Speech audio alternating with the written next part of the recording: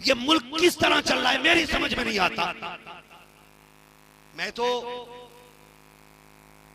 आपसे इतना कहूं, अल्लाह करे ये बात कानून के कानों तक भी पहुंचे। अभी एक पुलिस वाले का बयान मैं कुछ दिन से देख रहा हूं, उसने कहा कि कुछ मुस्लिम बच्चियां जो जेलों में बंद है ना, एक जेलर अपनी अय्याशी के लिए अपने नीचे के लोगों को इसलिए प्रताड़ित कर रहा है कि मेरी अय्याशी के लिए मुस्लिम लड़कियां जेल से निकाल के मेरे बिस्तर पे लाई जाए। ये हमारे साथ हो रहा है, ये सबका साथ सबका विकास कर रहे हैं। बंद करो ये गुंडागर्दी, और इतना भी मत इतराओ कि पानी सर से ऊपर हो जाए। हम कमजोर हैं, बेगैरत नहीं है, हम मर सकते हैं, बेटियों की इज्जतें लुटने नहीं देंगे। मैं इसलिए कह रहा हूं, दुआ करना अल्लाह बेटे को पुलिस वाला ना बनाए। वो रो के कह रहा है या तो इन्हें मुस्लिम बच्चियां लाके दूं अय्याशी के लिए जेल से, और या फिर मैं अपनी ड्यूटी। वो कह रहा है मैं खुदकुशी करने जा रहा हूं। ये हाल है हमारे, इसलिए मैंने कहा बेटे को जूते साफ करने वाला बना देना, पुलिस वाला ना बना। दुआएं मांगो अल्लाह हमारी बेटियां जेल का मुंह ना देखें, हमारी बेटियां जेल तक ना जाएं।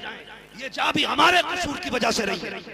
आपसे भी मेरी गुजारिश है, कोई कितना भी आपको बहकाए, आपको रोड पे नहीं उतरना। हम संविधान वाले लोग हैं, हम कानून वाले लोग हैं, हम वो काम करेंगे जिस काम से ना मुल्क की तौहीन होगी ना हमारे दीन की तौहीन होगी। वादा करते हैं इंशाअल्लाह, वादा करते हैं इंशाअल्लाह। कानून भी कोई चीज है, सारे ही खराब लोग नहीं है, अच्छे लोग भी। उम्मीद करते हैं इस जेलर पे कार्रवाई होगी, और हमारी बच्चियां जो जेल में है अल्लाह उनकी हिफाजत फरमाए। आमीन कह दो यार, और जोर से कह दो आमीन। हाँ, अल्लाह उनकी हिफाजत फरमाए। तो मैं अर्ज कर रहा था, ये लगन होती है, लगन कुछ बेटों को लग जाती है, कुछ बापों को लग जाती है। बेटे को लगी ना तो बेटा दुनिया जानती है मखदूम माहिमी होता है। हाँ, जिसे खुद की लगन लगी बेटा मखदूम माहिमी होता है, और जिस बाप को लगन लगती है ना वो बेटा नकी अली खान होता है।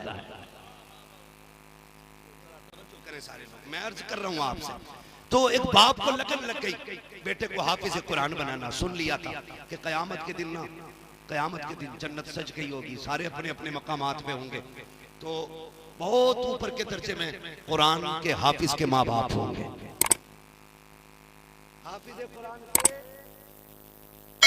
होंगे, वो बैठे होंगे आराम से, तख्त लगा होगा, गद्दे लगे होंगे, और हाथों में सोने के कंगन होंगे, जन्नती लिबास होगा, टेक लगा के मुत्तकियन टेक लगा के बैठे होंगे, और खादिम गुजरेंगे सामने, बोला इधर इधर जी, पानी चाहिए? कहा नहीं। शरबत चाहिए? कहा नहीं। फ्रूट चाहिए? कहा नहीं। फिर क्यों बुलाया? कहा हमारे बेटे भी तो थे ना। वो किधर है? कौन बेटे? का एक को हाफिज बनाया था, एक को कारी बनाया था। वो कहेंगे ठहरे। वो खादिम कहेंगे अल्लाह ये जो जन्नती है ना, ये अपने बेटों के बारे में पूछ रहा है। रब फरमाएगा इसको बता दो इसके बेटे नीचे वाले दर्जे में। किधर? नीचे वाले दर्जे में। वो रो के कहेगा अल्लाह मैं ऊपर के दर्जे में, मेरा बेटा नीचे के दर्जे में। मैं तो कुछ भी नहीं अल्लाह, मैं तो हल चलाता था, मैं कभी मदरसे नहीं गया, मैं मजदूरी करता रहा, मैंने कभी कुरान नहीं पढ़ा अल्लाह, मैं तो ईंटें उठा के फिरता था, मुझे कभी कुरान पढ़ने की तौफीक नहीं हुई अल्लाह, मेरा बेटा नीचे कैसे और मैं ऊपर क्यों? रब फरमाएगा चाहता क्या? का बेटे से मिलना है। हुक्म होगा फरिश्तों इस बाप को नीचे ना लेके जाना, इसके बेटों को नीचे से ऊपर लेके आना।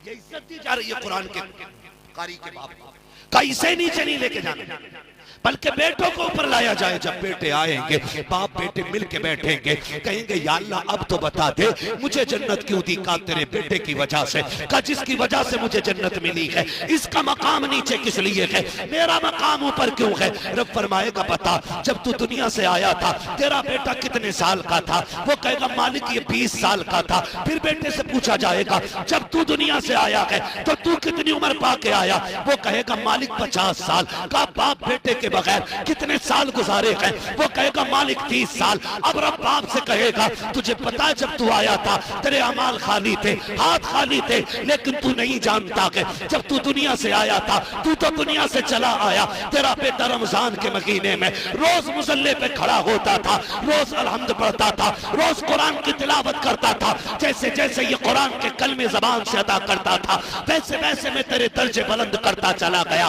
30 साल हो गए, तेरे बेटे ने किसी महफिल में जाके अल्लाह का नाम लिया, रुतबे तेरे बुलंद किए गए। तेरे बेटे ने मिंबर पे बैठ के नबी का नाम लिया, रुतबे तेरे बुलंद होते रहे। तेरे बेटे ने मकतब में बैठ करके बिस्मिल्लाह पढ़ाई, रुतबे तेरे बुलंद होते रहे। बता मैं तुझे नीचे क्यों रखता जब तेरी बुलंदी तेरे बेटे की तिलावत की 30 साल की मेहनत है। सोल हम जमाने को बताना चाहते हैं जो कुरान वाले होते हैं उनकी भी शान अलग होती है, जो इनके बाप होते हैं उनके भी रुतबे अलग हुआ करते हैं।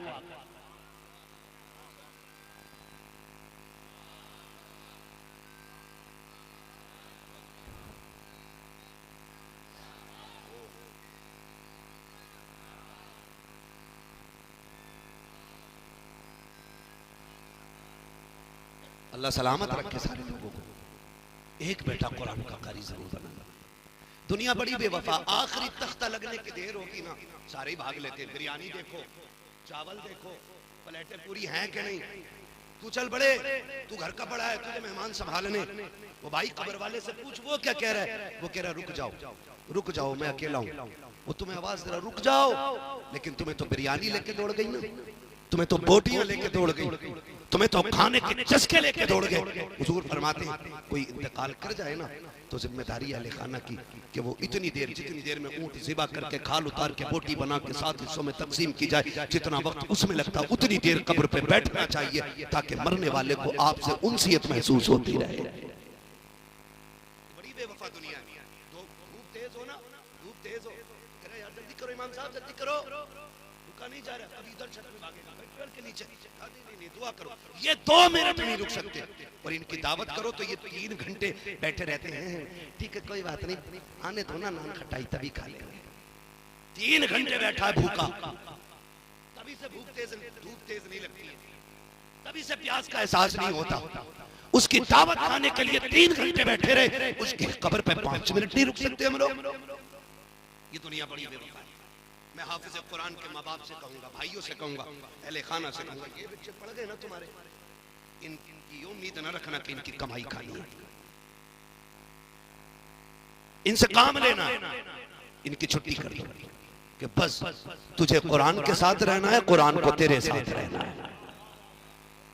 बस ये कर, तुझे कुरान के साथ रहना, कुरान को तेरे साथ रहना है।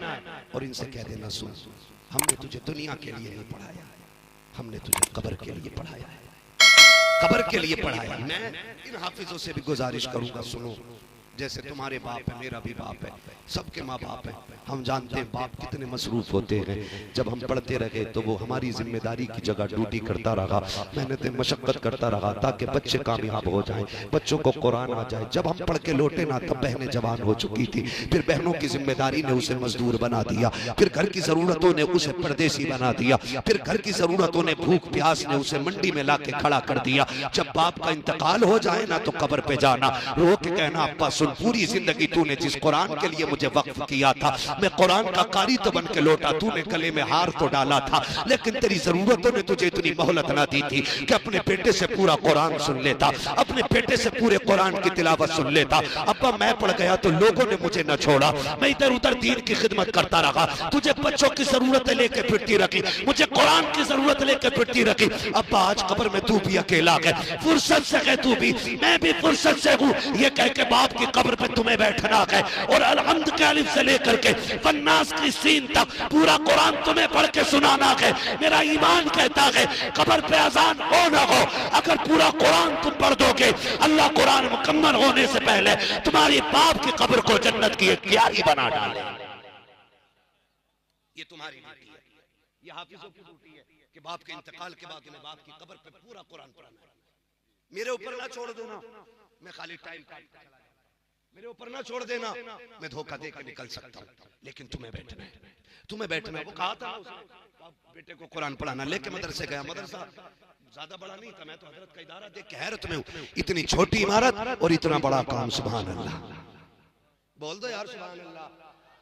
हाँ, एक घर में 4 लोग हो तो घर नहीं चलता है। हाँ, 5 कमाने वाले 5 लोग हैं, फिर भी झगड़ा है, आज सालन में क्या बनेगा।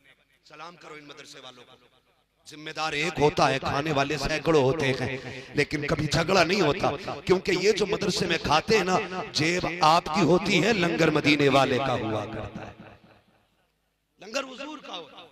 ये मदरसे ना हम चलाते ना तुम चलाते हो, ये मदरसे अपने कर्म से शाह उमम चलाते हैं, है ना, हुजूर चलाते। कोई 10 रुपए दे के एहसान ना करना। बस मैं बड़ी तेजी से बात समेटने लगा हूँ, अर्ज करने लगा हूँ मैं कि वो उसको शौक हुआ बेटे को पढ़ाना, मदरसे लेकर के गया। मदरसे के मुअत्तमिम साहब कहने लगे यार बच्चे पूरे हो गए, अब जो है ना खाने का इंतजाम नहीं है, हमारी वुसअत से बाहर हो जाएंगे बच्चे, इसलिए हम ना बच्चा नहीं ले सकते। तो शौक था बाप को, उसने कहा हजरत जी कोई मसला नहीं, बस इतना बताओ बच्चे खाते किधर है।